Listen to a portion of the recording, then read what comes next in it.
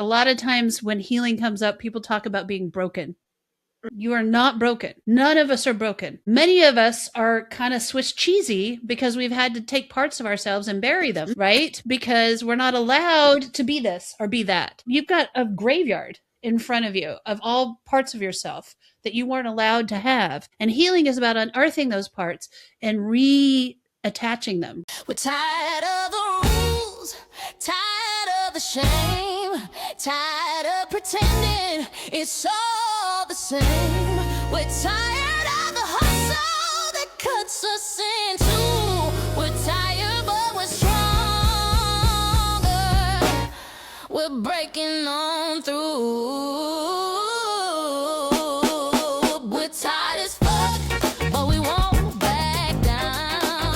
We're tired as fuck, still owning this town. Well, welcome back in to Tired as Fuck. You can see we're already so excited to talk about today's topic, even though it's going to sound heavy when I start and it won't make sense for this laughter, but we're going to be talking about healing as this unpaid side quest. And part of healing is laughter, right? But today, we're really focused on this show is really focused on women who finally realize that burnout is not personal, right? It's systemic. It's the system that is burning us out.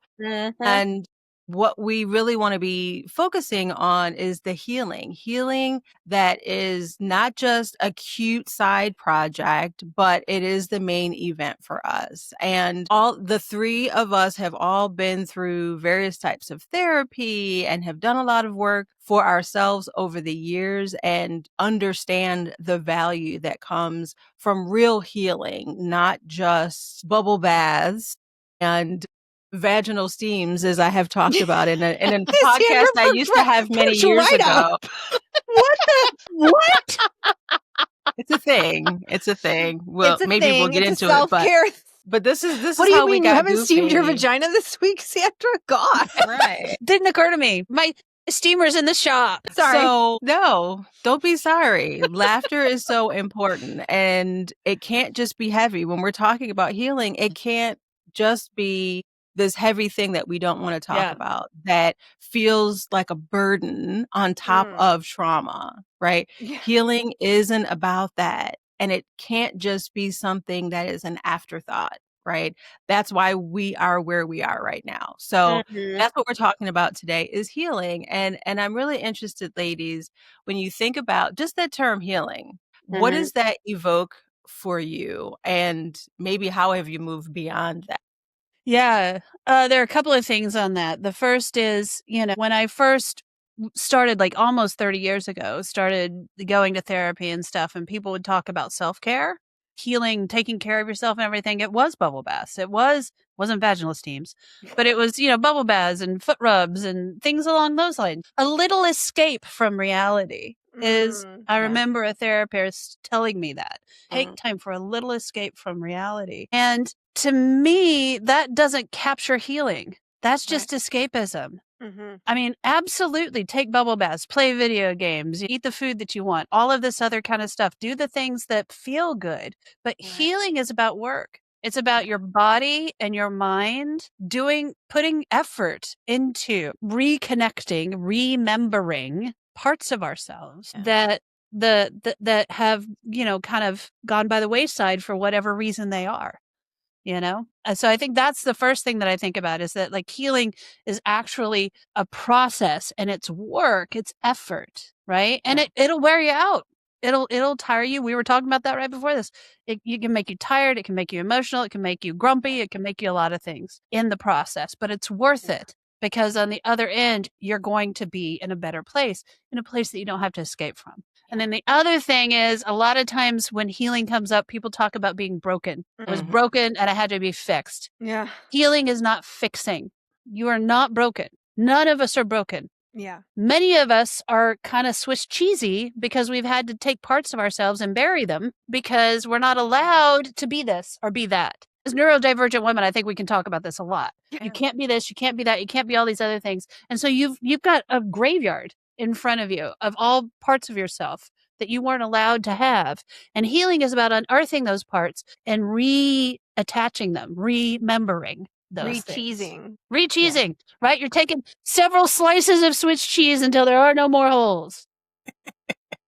I like that. That visual really got me, right? Because it is, you have to take pieces of yourself away to survive in a lot of environments. In our previous episode, we talked about the patriarchy, and we talked about how the patriarchy basically tells people you have to be this, this, or this, which means you have to bury the parts of you that are not that. Yeah. Right. And then if you want to heal, you've got to unbury those. Yeah. Yeah. I'm going to answer really honestly and vulnerably here, because I was somebody who the answer would be very different, right? Like 5 or 10 years ago compared to now, because if you and I still, the healing journey, like that's the response I have when somebody talks about healing and you're healing. I still don't love the phrase healing journey, but I believed that healing happened by like working harder and like getting better at my job, and healing was doing better, working harder, trying to have more discipline. Like healing was just like going to try to be a better version of yourself, right? Wow. But like that's not actually what healing is. And so I had to learn, like, I really made a very conscious decision several years ago, because like I was having a lot of health issues. I couldn't get health care because I was fat, and so nobody would listen to me. And I had this like very successful career in SaaS in the Silicon Valley, and it was killing me because it was so toxic and it was just so terrible. And I was being gaslit there too. And I had to make a very conscious decision to like decenter my success from like career success or like the life success that I thought it was supposed to look like. And like I recentered all of my effort into, I don't want to feel like I'm slowly dying anymore. How do I change that? And like that became the central focus for me. And so it was like the rest became tertiary. It was like, well, I don't care. Like this isn't working. Yeah. So to me, healing was co-opted in a lot of ways of people just trying to sell me something. So I think that's why I have such a violent reaction to it, just as like a phrase, because it was so much bigger than that for me. It was like a whole recalibration of the center of my life and like what mattered. Yeah. Oh, that's good. Yeah. What about you, Mel? I mean, healing is tricky because, and I hear you, Courtney, with the language. Some words just become so overused and saturated that it becomes triggering.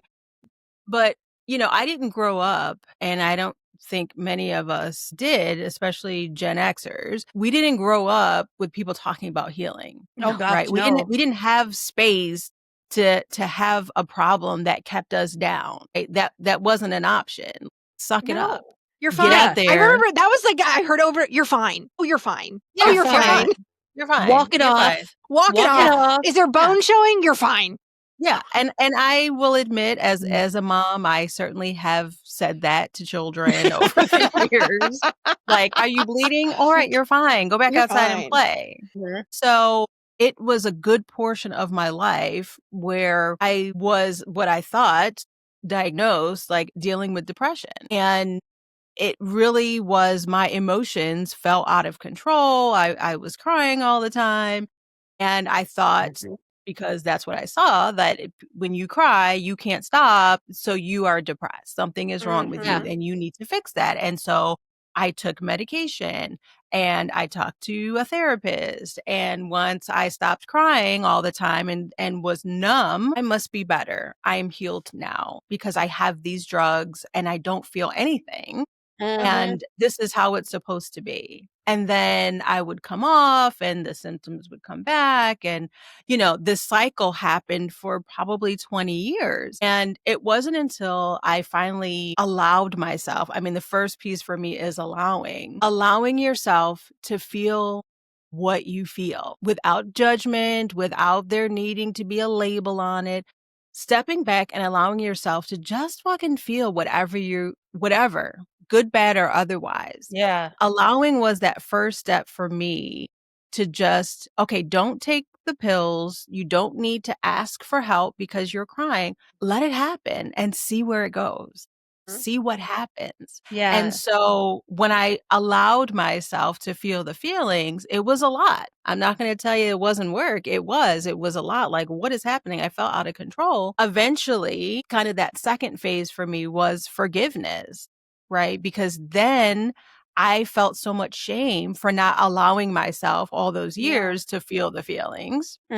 Now I'm shaming myself and saying, you should have known better. You should have allowed this before. You should have gone through, right? So then I had to kind of move into forgiveness, right? Forgiveness of my past self and my today self. Every time that I would say something terrible to myself or like, girl, suck it up. Why are you crying? Get it together. That forgiveness, when I got to that kind of turn, really allowed me to see, oh, this is actually healing. This feels like I'm making real change. I'm not just saying it. I'm not just talking about it.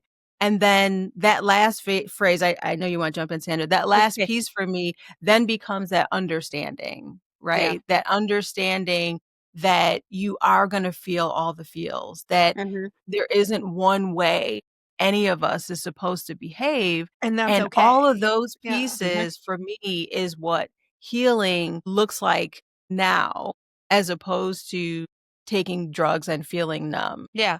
And I think that it's really important also to keep in mind that this is why it's not a side quest.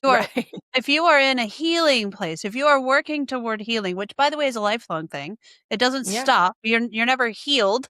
Right. You're never done. Yeah. It's a thing that you work on your whole life, and you're going to change over your whole life. You're going to be different people across your entire existence. If you're willing to like do the work, the healing work. It's healing, it can't be a side quest because it can't be something that has a goal. In the end, it's this and now I'm done. It's a process. It's a practice that we learn. I am in a 12-step program that is a good portion of my spirituality. And we worked through what was called emotional sobriety, which is not about not having emotions, which is kind of what it sounds like, but it is instead about accepting those emotions as they are and accepting yourself as you are. And then responding from that space. And that is in that work, I found compassion for myself. And I didn't realize I didn't have it. Because it's hard. You said that very simply and eloquently, but like to get to that point where you can forgive, that's hard. Well, like what Mel was saying when she was like, oh, come on. Why are you so upset about this? Get over it. Blah, blah, blah. Right? Doing that never lets me feel it. But of course, in the 80s, this is what I got from adults. Oh, come on. It's not that bad. Yeah. You're not, you're not dying. Right. There's no crying in baseball. Yeah. Exactly. So I had that same That's that lump 3 feet above your ass. There you go. So I had that same sarcastic, dismissive attitude towards myself, which meant that I was never taking care of myself. Yeah. And because I wasn't taking care of myself, I was building a life that would never take care of me. Yeah, that's such a good point, because I think a lot of us never learned how to take care of ourselves because we didn't see it modeled. A lot of the people that were around us didn't really know, right? Like they were going off what they learned from there, right? And so it's like this evolution of figuring out what you actually need. And as late diagnosed neurodivergent women, I don't know if you two had this experience, but for me, similar to Mel, where I was diagnosed with anxiety, right? Like so many women with ADHD and autism are like diagnosed with depression and anxiety and bipolar and and all kinds of things, right? And so, and then we realized later, for me, I carried a lot of shame about that. Like I was like it's like something wrong with me. And then when I realized that there was another reason and that my struggles were completely different and it wasn't my fault. Yeah. Right. When I had carried so much shame, I think a lot of us carry and internalize a lot of shame. And so for me, it was a big, big part of my growing was to be able to let go of that shame and to be able to like grieve. Like there was a lot of grief that I had to like actually sit with around the like, I didn't have the right support. I was getting shit diagnosis. I was on medication that wasn't helping. I was at a disadvantage. And I turned that all around inside on myself and ripped myself apart over it. Yeah. And now I have to forgive myself for that and grieve that whole process. Yeah. Yeah. And what I think is so interesting is that for women, we are raised to care for everyone else, Yes. but not for ourselves. I mean, there are clear conversations that are had with women about you need to be strong for everyone else. And so whether you have children or not, that messaging is the same. That messaging of your job as a woman is to be strong and separate and apart, care for everyone else around you. Never the two shall meet, right? There's Yeah. never a conversation about you need to take care of yourself so that you can take care of everyone else, right? It's always two separate pieces. And so for many of us, it's never even occurred to us that we need to take that opportunity to stop and work on ourselves. When am I supposed to find time for that? There's this whole world I'm supposed to take care of. Raising kids did certainly perpetuate that stereotype of needing to be strong and not focusing Yeah. on self, right? Like, again, when am I supposed to have time? I was working full time. I was going to college full time. I had my 2 daughters and 2 stepchildren at the time. When am I supposed to have time for Right. healing? Exactly. It's Exactly. just not I'm gonna feasible. I'm gonna take these pills and keep it moving. So that issue of forgiveness, you can't change the past. Right. And I Right. know I'm being very dismissive about that. And when you go through the process, it takes a while to get to that point. But you have to start where you are. You have to start today to say, how am I feeling? What's going Yeah. on in my life? What do I want things to look like differently? Or how do I want to feel differently? And Yeah. start from there. Start talking about the changes that you'd like to see. For me, my ADHD diagnosis came from having a conversation with a friend about what I was experiencing and the similarities of, I always thought it was this. Maybe it is something else, right? I would have never made that connection. I would have never ended up in EMDR therapy that I'm in now unless I had a conversation because I wanted something. I recognized something was off. Right. And I was willing to talk about that with someone kind of just generically, like I wasn't asking for help necessarily, but in having the conversation and someone caring enough, a woman caring enough to offer a suggestion, even though afterwards she told me, I'm glad you received that well, because when I said it, I was like, oh my gosh, maybe she's going to think I'm like putting her down for mentioning some kind of Yeah. therapy. And right, that's the other piece that we need to move beyond is that feeling that we can also offer that type of advice for people because people Insights might or feel some kind of way.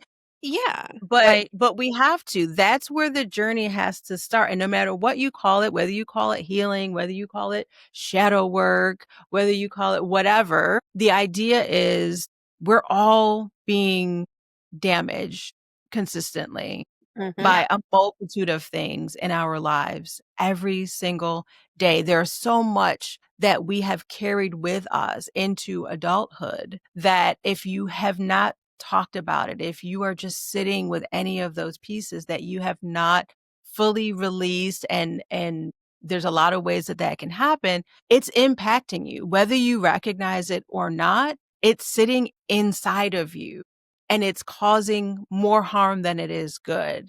And so, yes, to Sandra's point, the idea of taking time for yourself absolutely is important. It's a tiny, tiny piece of the bigger healing journey. You have to make time for yourself. You do have to do special things for yourself.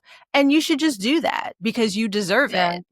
But when we're talking about really putting in the effort to feel the feels, that is so important. That has to be side by side with the important work that you're doing in your life regularly. These days, I tend to call it self-care because it's very much if you're talking about caring for your automobile, you're talking about maintenance, you're talking about taking it in when it needs to be there, you're talking about, putting the right tires on it, you're talking about, like, taking care of the thing. It's the same kind of thing. This is your own human maintenance, and I think a couple of things are really important in that. One, we need to destigmatize the idea that thinking differently for whatever reason is a problem. Yeah. Right. Right? Whether it is honestly depression or whether it's you have a neurological difference, or whether it is you have something that does need to be medicated. Whatever that is, if you are healing from a broken bone and you're walking around on that bone, people are going to look at you funny as you scream and yell. But for some reason, we think if somebody's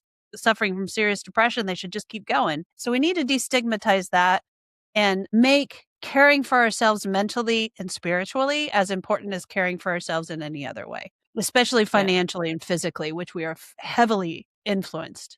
Like so much of the healing journeys are about the exercises that you do or the programs that you take. And, it's very capital. It's very transactional. It's very transactional. Yes, and it's incredibly. I think that's I agree with everything that you're saying. Yep. And I got one more point too. Yeah. But you go ahead.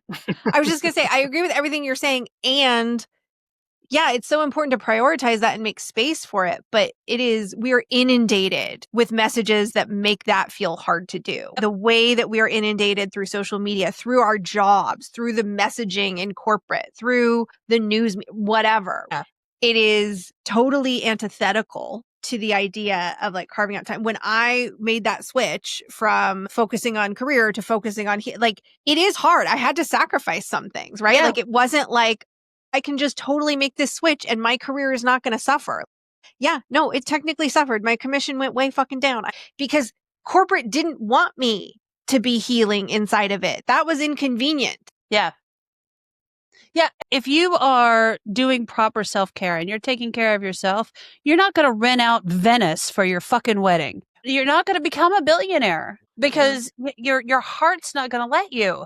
You're not chasing that deep, empty hole that's so visible to all of us. Yeah. The second point that I wanted to make, and I think is really important to make, because it has to start with us, we do the best with what we know at that moment. Yeah. And the horrible thing, and this is something that being in a 12-step program teaches you, is sometimes the best that you can do with what you have is pretty damned awful. I sit in rooms with people who have killed people, with people who are in prison still, with people who have left a trail of devastation behind them. And all of those people are still compassionate, loving, caring people that were doing the best with what they had at that time, which was not a lot because they did not have the fortune of being in that situation. We were the same way when we didn't know these things, when we were taking pills to numb out, and when the doctors were giving us those pills to numb them out, that doctor was doing the best they could with what they had, and you were doing the best you could with what you had. Life is a practice, and we learn as we go. Yeah. No, absolutely. That's so important. Thank you for really, really clarifying that more, because I think that's where so many of us get stuck, that we don't allow ourselves to recognize that we were doing the best we could with what we had and what we knew. Yep. The other piece is, once you get to a certain age bracket, it's like I should have known better. It's too late for me now. It's too late. Like I've got, 40, 50, 60 years of trauma. That's too much for me to deal with now. Like I've managed to survive this long as I am. I'm just going to go with it. And that's bullshit. Right? It's never too late to get started. And it's not one giant, experience that you got to shut down for the weekend. And now I have healed and I am going to be healed for eternity. Right? Yeah. No. It's ongoing. It's baby steps. Yeah. Mm-hmm. It's little tiny baby steps that you can move forward. And there are so many different ways to get started, to get help. And so there's no reason that the moment it comes into your mind, you can't start to do something differently. I have a beautiful anecdote that helps really highlight that. I taught community college for several years. And when I was teaching there, I had an 88-year-old woman in my intro composition class. 8 years old, she'd raised 5 kids. She'd been married for 60 some odd years. Her husband had died the year before, and it wasn't until he died that she realized that she was in a terrible physical and mentally abusive relationship that whole time, because she couldn't get her head out of that place because it had been so overbearing. She walked at 89 to get her associate's degree. And there were 2 guys in my class that did a project with her. These are like big 19-year-old strapping, men, she had them crying over a poem in my class. And they walked up and gave her flowers when she got her associate's degree. She was their inspiration. So don't think your journey is ever over. Yeah. Right? I love that story. Because of that woman, both of those guys went on to get degrees and to do something else with their lives. It's not about the degree even. It's just about them getting the opportunity to change.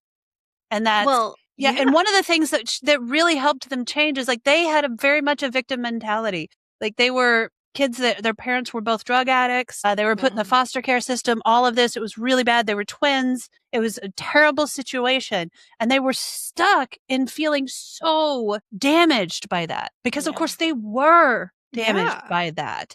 Seeing her come out at 88 and do that work made them go, wow, maybe I can do that work too. Yeah, that's amazing. And heal from this and not live my life as a constant victim of this. Yeah. We were talking about in the last episode something that I think is a consistent thread, right? When we were talking about when people are challenged or you're just trying to like dump information on, like people will react, right? They'll go into fight or flight mode and they'll lock up, and that's not how you really make progress or get through to people. And the same is true in the relationship with ourselves. That goes both ways. So I think what we were talking about last episode really applies to whatever you want to call it, your healing journey, your self-care, your relationship with yourself, your internal spirituality. Pick your descriptor.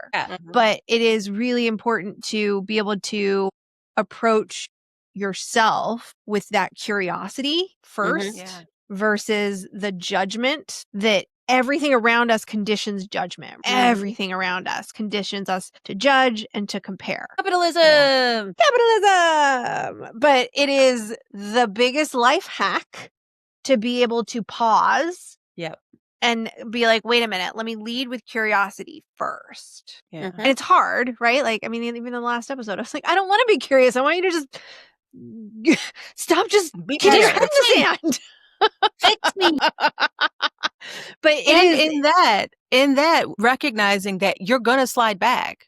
There's no forward progress that, I'm moving. I'm going to just keep going. No, you have to recognize like you're going to screw it up. You're going to question yourself. You're going to beat yourself up. And every time you do it, the goal is to be better at recognizing it for the next time. Right. It's never going to be perfect. I always joke with my therapist. I'm like, wait, I thought we healed this thing already. And she's like, it's not a checklist, bitch.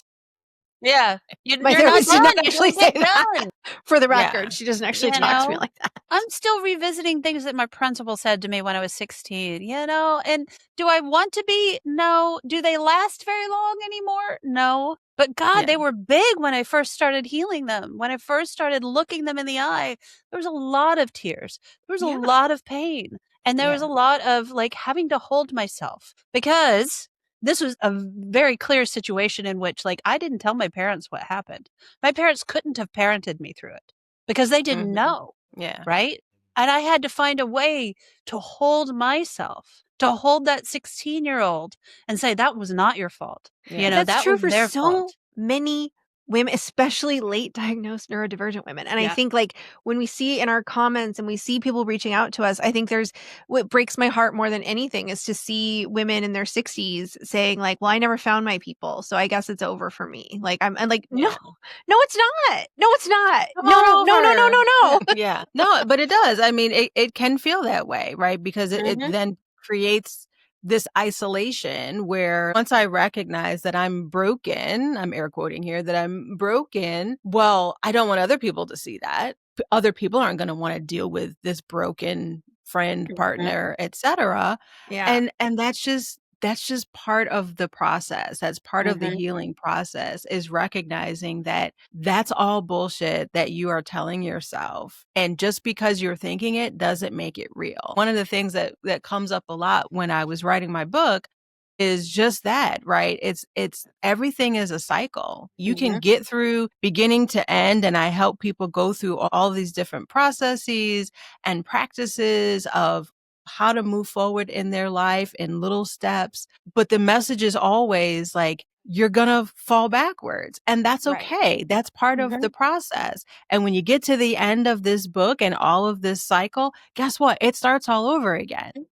it's never ending. But again, you are prepared that much more the next time this similar situation comes up. Because The it will next never time you start stop. telling yourself, Yeah. right, Mhm. that this bullshit, you're going to recognize it faster. Like Right.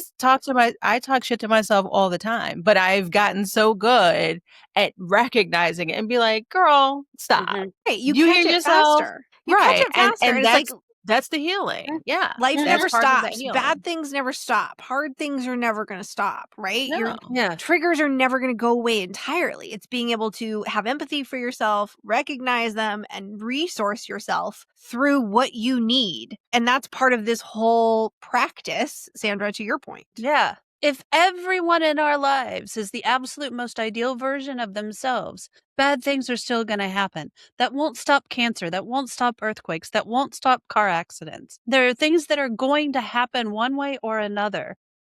And I think it's really important, number one, to forgive ourselves for those things happening and whatever our response is. And number two, recognize that healing from it also means letting go of any kind of blame in Yeah. those, Yeah. whether Yeah. it's blaming yourself or blaming anyone else.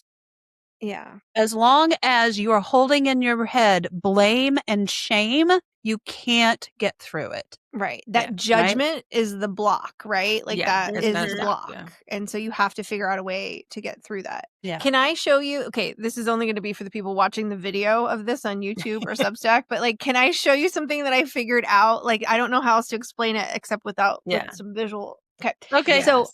I And had we'll to try to learn. explain the visual as you Yeah, we'll try to go explain the through visual as it. I go. Yes. So I had this whole conversation with my therapist because even thinking about healing, I was thinking about it as like a linear journey, right? That Yeah. like, Yeah. I'm like, okay, but I thought I healed this, so now I'm backsliding, and that feels like a failure, right? Mhm. So like I'm healing, but then now I'm going back, and so I'm like, I hate this. I thought I already hit that checkpoint. I Right. already cleared that level? Right. And she's like, that's Right. not how this works. Right. And so for me, I had to completely change the like structure that I was thinking about, where it's not a linear, oh, you're here and then you backslid. For me, it's like a pulsing. It's like forever. Mm. Oh, And so yeah. it's like, that makes more sense to me, where it's like, okay, well, when I was not resourced and when I didn't have all of these things, it was like very chaotic, pulsing all the time, and everything was a Yeah. ball of earth. And everything would trigger that into like an even bigger ball of whatever. And now Mhm. it's just like, it's much calmer, and things might happen where it starts like pulsing more Yeah. or getting a little bit more Yeah. activated. And that's okay, because I know how to bring it back to the equilibrium pulse. Yep. And so that was the switch for me. And I don't know if that made any sense. No, absolutely. Yeah. The image that my counselor gave me is a spiral moving Oh, ever yeah. upward, right? You're going to cross the same ground, but you're crossing it at a very different point in Yeah. your life, right? So it's going to impact you very differently. Yeah. But everything, I think you said this, Mel, everything is cyclical. Everything. know? Yeah. So yeah, that was a good one for me. It's like, oh, okay, well, I guess I've come 360 degrees and I'm going to talk about this again. Right. You Can I know? also just say, this is one of the reasons, sorry, Mel, I'll No, go ahead. let you jump in, but before I forget, because that happens, and that thought will fly right out of my brain. But one of the things that made it so hard for me to go through whatever you want to call this growing and healing process in corporate was that like, I could recognize what I needed. And that was the antithesis of what corporate was trying to force me back into Mhm. my unhealthy things and be like, no, you are supposed to be linear. And if you can't be linear 100% of the time our way, you fucking suck. Yep. And I was Right. like, no, I don't. Yeah. Yes, thank Those you. of you who are listening, not on the video, I just keep holding up my mug that says "bite me." Yes. With blood So I on the think top. that of course. But I just want to share that like there are a lot of environments that we are still in for whatever reasons Yeah. that can make that hard or can Yeah. feel like it's at odds with that. And I Mhm. just want to acknowledge that. Yeah. Yep. And the fact that, I mean, I can't think of any, especially industries as a whole, but not only are you not going to have a job offer that to you, like you probably should take some time to work on yourself. They may pay for some therapy, but you can't expect that either. And you have to be willing to make sacrifice. yeah, you have to recognize it for yourself that you need, again, to make these changes. And that's not to say, some people are going to walk out of this and be like, but I'm great. I'm good. I've got it all together. And good for you. Good for you if that's how you're feeling right now. Mhm. And for the rest of us who have gotten to the place where we don't lie to ourselves about the world being great all day, every day. And it's okay if you're not there, but there is always going to be room for you to spend more time connecting with your emotions, connecting with your feelings, connecting to the pieces of yourself that no matter how great you're feeling, imagine how much greater it could be, right? Because there's always a greater space that you could feel yourself into. And I think the only thing I wanted to say, Courtney, earlier was about emotions specifically, because that spiral made me think of the emotional guidance scale. And so I just wanted to mention that as you are doing this healing work, it's important to also recognize, like, if you're really low, if your emotions are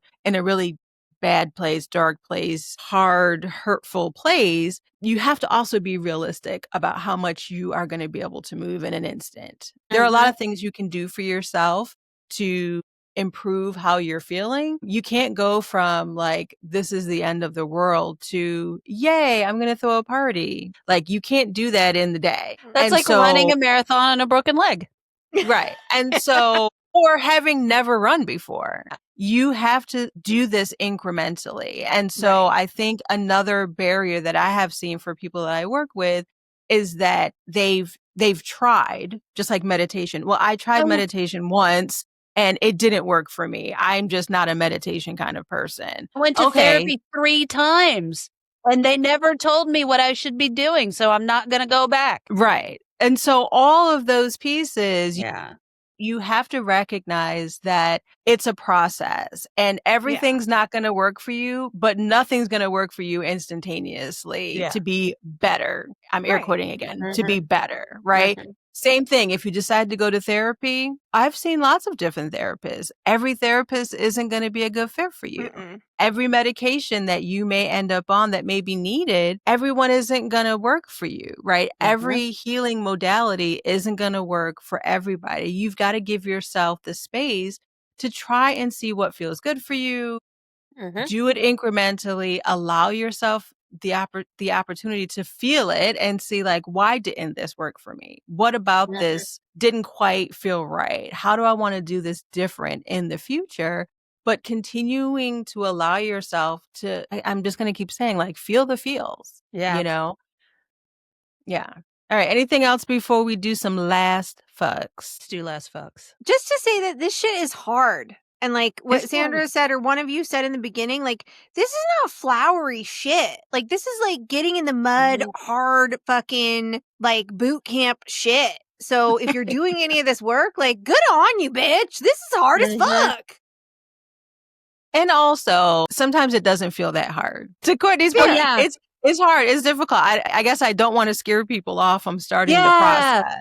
Right? Like, there's going to be hard moments, 100%, but this will actually lead into my last fuck. My last fuck is for my EMDR that I have been going through for a couple months now. I won't go into what the therapy is. You can look it up, but it has been so helpful for me to get through the really, really hard traumas that I didn't recognize weighed so heavily in my life, in my everyday life. But the reason that I've been really enjoying it, and I was explaining this before we got started, is that every session I've had has gotten me to this really empowering part where I didn't see that power for myself, about myself. Every single session that has happened. So yes, it is hard as hell. There are parts that will break your heart, but it's getting you to the point where you can feel that power for yourself. That has been my experience. So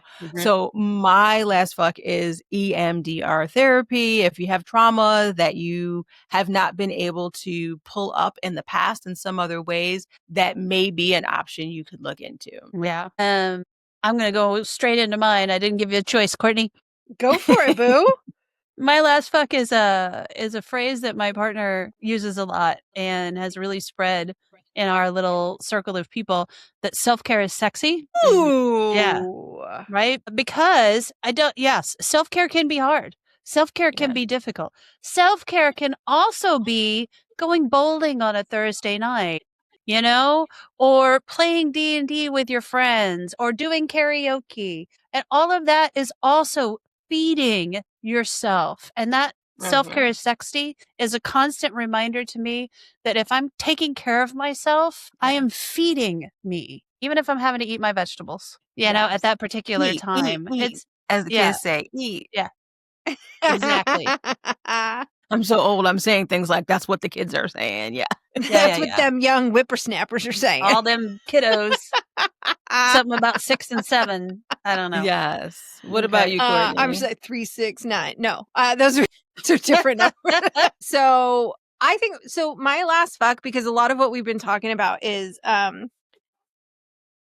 destigmatizing some of this and having really honest and open conversations. And I think one of the things that's really been instilling hope in me in 2025, 2026 is that I'm seeing a lot more women trying to raise their voices, and all of us, this podcast, the way that we are all doing more with our writing, the way that I'm seeing more women try to share their stories and be vulnerable on social media, even though they're getting a barrage of hate from the bots and the bros.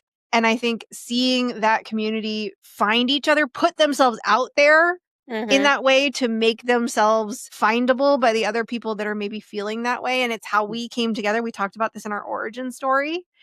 And I just think that seeing those little micro bursts of community and sharing and vulnerability and people finding each other is one of the places I'll get. And I want to add one thing before we go away to you, Mel and Courtney. Every conversation I have with you feels like self-care. So I really appreciate that. This podcast is self-care in a lot of ways. Totally. And it was born from self-care. So yeah. Yeah. I love that. Okay, I'm gonna end it there because otherwise I'm gonna start crying and then we gotta cut this all out. So thank you. I love you both. You both are amazing. And I'm happy until to be next here. time. And I hope everyone else is so happy to be here with us and spend time with us. I hope that you have already subscribed to us and all the places, YouTube, Substack, and everywhere that you listen to your favorite voices. Let us know how you are healing. Let us know if you've got questions about our healing journeys that we may be able to offer some suggestions to you. Just check in with us because you are now part of our Tired as Fuck community. So we want to hear from you. And also, we will... I just want to say, I don't know if you realize this, the dopamine that happens when we get a comment or when we get a like or these, I don't know how the algorithms work. I don't know. I'm winging it. But when we get little nuggets, it's just it makes my little dopamine heart so happy. So you should do it. And then Courtney starts bouncing. So, Get furious. Thanks for the dopamine, y'all. We'll see you next time. We're tired as fuck, but we won't back down. We're tired as fuck, still owning this town. We're tired as fuck, together we ride. We're tired as fuck, fire in our eyes. We're tired but stronger, our voices collide. We're tired as fuck with the fire inside.